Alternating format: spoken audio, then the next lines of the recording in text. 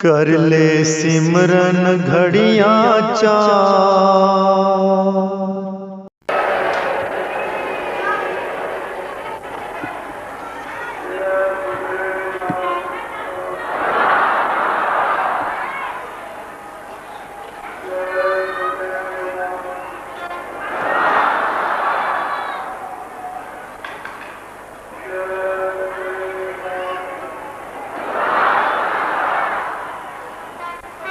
एक अनोखा भावनाओं का दृश्य लोगों को बोध करा रहा।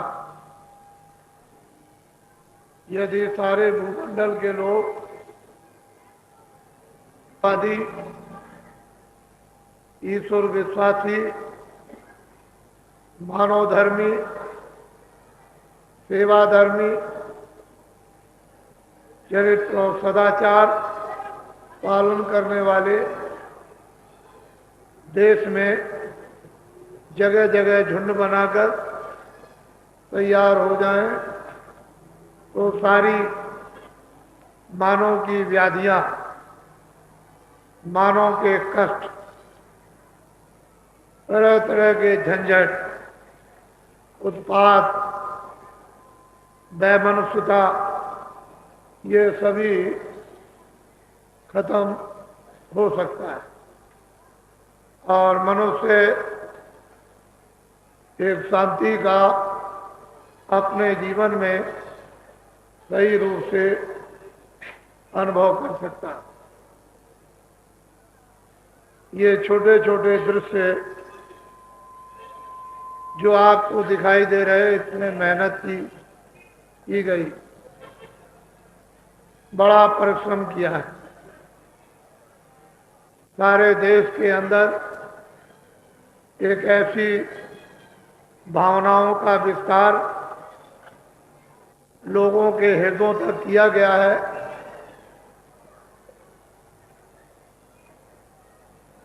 कि जगह जगह अब ये चिन्ह दिखाई देने लगे। और यदि इस भावनाओं का विस्तार न किया जाता तो देश में रक्तपात, खून की नदी बह चलती। जितने भी छोटे बड़े, पढ़े लिखे अनपढ़, हिंदू मुसलमान, सिख और ईसाई, कर्मचारी अधिकारी, कास्ट और छात्र और सेठ साहूकार, ये सब अनुभव कर रहे हैं कि बाबा जी ने देश में मानव के साथ, इंसानों के साथ बड़ी मेहनत, बड़ा परिश्रम किया। आपके उपदेश के संबंध में कोई भी कुछ बोल नहीं सकता, न तो हिंदू कुछ कह सकता, न मुसलमान, न सिख, न ईसाई, न कोई देवी देवता का पुजारी। हम इस रास्ते से आपको ले चले हैं और इस रास्ते पर आपको ले आए जहां सभी प्रकार के देवी देवताओं और इष्टों के विवाद समाप्त हो जाते हैं। हमने तो ऐसा सनातन अनादि काल का लोगों को पाठ पढ़ाया है और इनको कोशिश की गई ये सब के सब ईश्वरवादी खुदाई बन जाए। भगवान पर विश्वास, खुदा पर यकीन करने लगे। खुदा और भगवान में कोई दो चेहरे नहीं है। सूरज है, उसमें कोई दो रूप नहीं लगे हुए हैं, वो तो सूरज सूरज ही है और चंद्रमा चंद्रमा ही है और तारे तारे ही है, लेकिन कोई दो रूप नहीं है।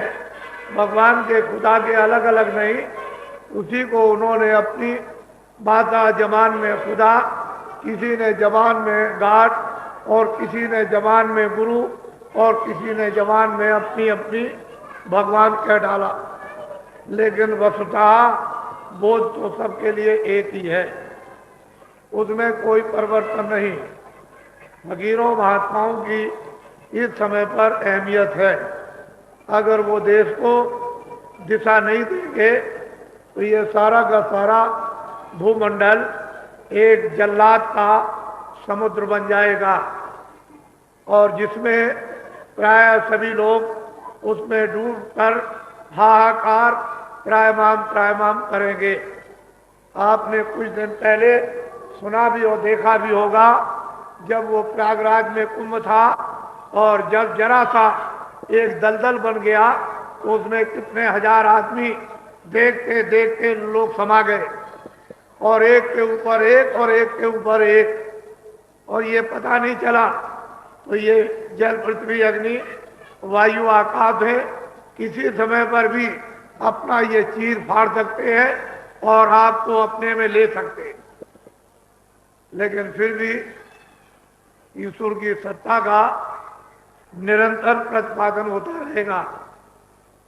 ईश्वर की सत्ता और उसके ज्ञान का सदैव ही यहाँ संदेश लोगों को सुनने को मिलता रहेगा। ये मृतलोक है, वो मंडल भूमि है जहाँ बड़े बड़े सिद्ध पुरुष है ऊपर के दिव्य लोकों से यहाँ भेजे गए, और जिन्होंने साधना का स्रोत है जारी किया और भूले हुओं को साधना कराकर वापस पहुंचाया। वो तो पूरे ही होते हैं, लेकिन जो यहाँ बहुत मुद्दतों से रह रहे हैं वो अपने आने का रास्ता भूल चुके, उनके लिए तो नवीन है, लेकिन आने वालों के लिए नवीन नहीं है, वो तो सनातन है। जो आते और जाते रहते हैं उनके लिए भगवान न तो कभी दूर हुआ न कभी दूर होगा, लेकिन जिनके हृदय और आंखों से भगवान ओझल हो गया और कितने दिन बीत गए और विश्वास यकीन आपका सब कुछ चला गया, उनके लिए भगवान बहुत ही दूर है। तो ये लोगों को मालूम हुआ कि वास्तव में मनुष्य की मानवता की शिक्षा इस देश के लिए बहुत महत्व रखती है, एक अहमियत है। अगर ये शिक्षा डूब गई तो जो आप चिल्ला रहे हो बात बात से, फिर आगे क्या होगा ये तो आप अनुमान से कम बुद्धि से ही सोचो। इसलिए मनुष्य को अपने किए हुए अच्छे और बुरे कर्म का फल निश्चित मिलता है, उससे वो छुटकारा नहीं पा सकता। लेकिन महान शक्तियों के आदेशानुसार यदि वो अपने अच्छे बुरे काम को बदल देता है और बुरे काम को छोड़ दे, अच्छे काम पर आरूढ़ हो जाए, तो फिर वो उस कर्म का, अशुभ कर्म का भोक्ता नहीं बनता, बल्कि वो अशुभ कर्म उसका जड़ियों से शोधित कर लिया जाता है और पुण्य में उसको बदल कर और पुण्य को भी शोधित कर लेते हैं, तो अध्यात्मवाद में प्रवेश हो जाता। बिना इसके काम नहीं हो सकता है। तो इसलिए आप सब लोग बहुत ही जगह जगह गंभीरता से सोचें। मैं सब प्रांतों में भ्रमण करता रहता हूँ। मैंने जो इन 35 सालों में मेहनत देश में की है वो छोटी मोटी मेहनत नहीं। आप इतने बड़े लालच के प्रलोभन के दायरे में फंस गए और फिर भी अभी तक आप अपनी जरूरतों को पूरा न कर सके, अपने समाज में पूरी चीज न ला सके, तो आगे कुछ आप पाने वाले नहीं हो। इतने प्रलोभन लोभ में जो व्यक्ति फंस जाते हैं, और लोभ जो है महादुख दारुण है। और लोभ अगर फंसोगे तो आप जानते हो कि लोभ से क्या होता है, नाश हो जाता है। बुद्धि का, आपके मन का, चित्त का, आंख और कान का ये पतन होता है। इसलिए मनुष्य को अपने कर्मों पर टिकना चाहिए कि जो मेरे भाग में है वो तो मुझे रोज मिलेगा, और मैं जो नवीन अच्छे कर्म करूंगा उसके लिए आपको अधिकार दिया गया है कि अच्छे से अच्छे काम करो, जिससे आगे आपका अच्छा कर्म जमा हो जाए और उससे फिर आपको अच्छा जीवन पुनः दोबारा शरीर त्यागने के बाद मिले, ताकि आप शरीर की जितनी जरूरत की चीजें हैं वो अपने भाग से प्राप्त कर सको। यदि आप आगे के लिए कुछ जमा नहीं करोगे तो शरीर का भोग भोगने के बाद कुछ आपके पास नहीं रहेगा तो आप रोगे, चिल्लाओगे, क्योंकि आपने तो अपने पुण्य कार्यों से कुछ जमा करके रखा ही नहीं। जो भी कार्य किए हैं वो सब आपने बुरे कार्य किए हैं, तो इसलिए आपको बुराई मिलेगी, रोना मिलेगा, गरीबी मिलेगी, रोग मिलेगा, कोढ़ मिलेगा, अंधे होगे, बीमार हो जाओगे, लूले लंगड़े होगे, ये सब विखादियां आपको मिलेंगी। लेकिन बुरे काम तुम छोड़ो और अच्छे काम अब करना शुरू कर दो तो ये अच्छा आपके लिए होगा।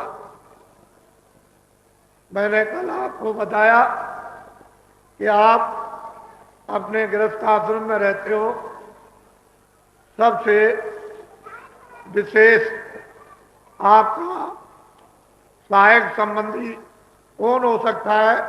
आपकी पत्नी। जब कोई काम करने चलो, चाहे अच्छा हो चाहे बुरा हो, पत्नी से पूछो कि मैं ये काम करने जा रहा हूं, तुम्हारी समझ में ये काम अच्छा है कि बुरा है? तो पत्नी को इतना उसको ज्ञान है कि ये अच्छा ये बुरा है। मनुष्य तो अपने उस ज्ञान को खो बैठता है और अज्ञान में प्रवेश हो जाता, लेकिन पत्नी का ज्ञान नहीं नष्ट होता है। वो फौरन आपको उत्तर देगी कि ये काम बुरा है, चोरी बुरी है, डकैती बुरी है, ये कत्ल बुरा है, किसी के साथ जबरदस्ती ये बुरी है, छीना चोरी बुरी है, ये बेईमानी बुरी है। इस काम को पति देव आप मत करो। तो पति को चाहिए कि अपनी अर्धांगिनी की बात को मानकर, अपना हित समझकर और उसको त्याग दे, उस काम को न करो। जब आप गृहस्थ आश्रम में इस तरह से यानी परिपक्व हो जाओगे, तब तुमको दिशा मिलेगी महात्माओं की तरफ जाने की, और फिर महात्माओं के पास जब पहुंच जाओगे तब आपको सही यानी अपने गृहस्थ आश्रम का बोध होगा। इसके पहले होने वाला कुछ नहीं। तो न पत्नी की बात मानते हो, न अड़ोस पड़ोस की बात मानते हो, जो भाता है वही तुम अपनी इंद्रियों के द्वारा करते हो। आखिर इसका इंजाम परिणाम क्या होगा वो मैं कानों से सब कुछ सुनता रहता हूं। वैसे तो आपकी सहायता करता रहता हूं, लेकिन कान बहरे नहीं हो गए। वो थोड़ी बहुत समझ है, जो आप चिल्ला रहे हो उससे ये पता चलता है कि अगर आपने अच्छे काम किए होते तो आज हमारी सबकी ये दुर्दशा गृहस्थ आश्रम में समाज में ना होती। और इसीलिए जब गृहस्थ आश्रम बिगड़ता है तो समाज दूषित हो जाता है। जब समाज दूषित हो जाता है तो जातियां दूषित हो जाती हैं, और जातियां दूषित हो जाती हैं तो राज दूषित हो जाता है, और राज दूषित होता है तो राजा दूषित हो जाता। तो फल ये सबको भोगना पड़ता, और सब लोग इसको भोग रहे हैं। इससे इनकार नहीं किया जा सकता। इसलिए इन सब का शोधन करने के लिए आपको अपना मुख है उस तरफ मोड़ देना चाहिए जिधर महात्मा है। वो जो अध्यात्मवाद की विद्या जो देते हैं उस तरफ अपना ध्यान मोड़ दो। अपनी आंखों को और कानों को चल पड़ो, अपने हाथ और पैरों के कदम को बढ़ाओ, तो हो सकता है कि जो मंजिल आपकी हुई वो वापस हो जाएगी और जंगली कटीले कांटों से आप बच जाओ, रास्ता आपका मिल जाएगा। तो ये सब देख रहे हो, कुछ होने वाला नहीं है, इसलिए हमारी बात फिर सुनो।